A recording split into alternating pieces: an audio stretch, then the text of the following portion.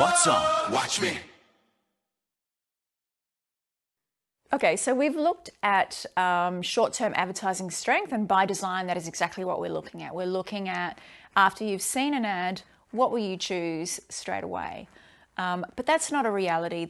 The reality is, A, advertising is not very persuasive, so it's not like you're going to jump up at that point if you don't need that category and go and buy. But B, also that it's more likely that you'll be reminded of a brand when you're in the purchase occasion, or you know, it's recency, so you're close to the purchase occasion. So while we've done all this work around, you know, which platform generates the most short-term impact, what about the long term? How does this actually translate? And we know that long-term effects are important, because if there's not an impact up front, then it's not going to have an impact at the other end. But we can actually have a look at something called advertising decay, which is essentially understanding the rate at which the ad effect erodes over time. And what we did is we looked at, we collected a view, which we've explained already. So someone goes to Facebook or YouTube or Instagram or BVOD or TV. They view all of the ads, they go to the choice straight away.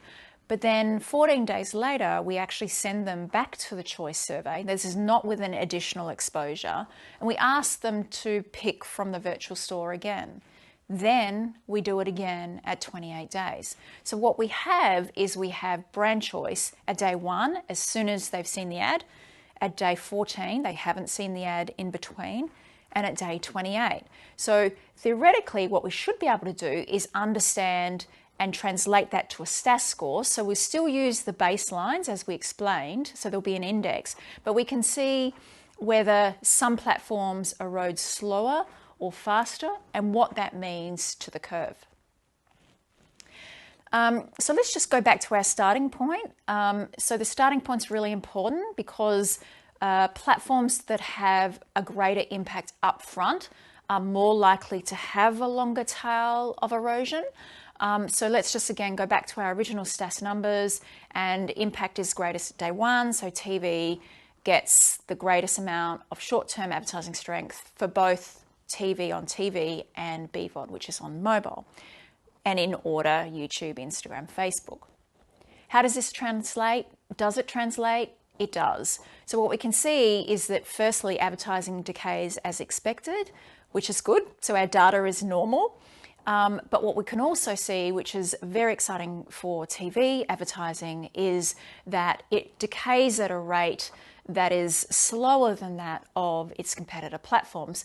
And in what it really means is, even what we see in our data, is that TV ad retention generates a greater impact even at 28 days than its competitors at day 1. So even at 28 days, TV's impact is greater than its competitors at day 1. Think about that.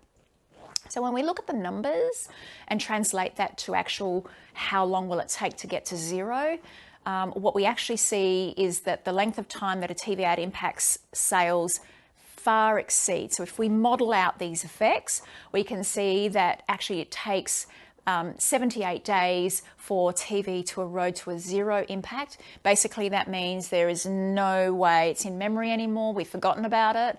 BVOD, it is 47 days. YouTube, it is 16 days. And, you know, Facebook really doesn't drive incremental sales far greater than 100 anyway. So pretty much once that ad is hit, there's not an effect in memory over time. So you can see how the order works.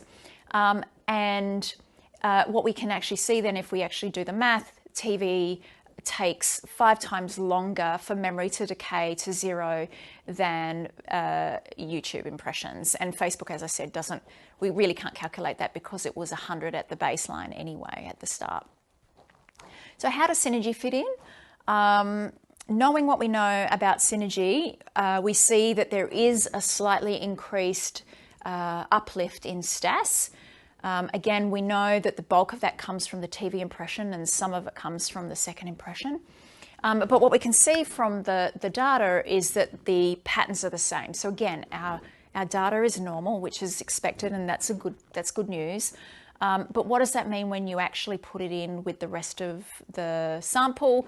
We can see that, as we would expect, the decay rate is in line with its increased initial STAS. So we can see the patterns are the same, but it actually is, in that sense, it's an improved impression when you have a dual impression across two platforms, because at 28 days, the STAS is greater than a single impression on Facebook or YouTube, for example. So again, transferring that back to numbers, Synergy drives a longer decay than Facebook and YouTube alone, but it doesn't work in the reverse for TV. So TV still takes, by itself as a single instance impression, still takes longer to decay to zero by itself, so that's 78 days. Then you can see BVOD, and now you should be able to see TV and YouTube and TV and Facebook. So essentially what that shows is Synergy definitely improves the odds of the Facebook and YouTube impression, but TV acting alone certainly has the greatest impact on memory. And I think I'll finish with that point, that TV acting alone has the greatest uplift at the beginning and at the end. And so acting alone is definitely the best opportunity to drive return on investment. Watch me. Anything could happen. Bigger than we imagine. We're gonna break free. ScreenForce. What's on? Watch me.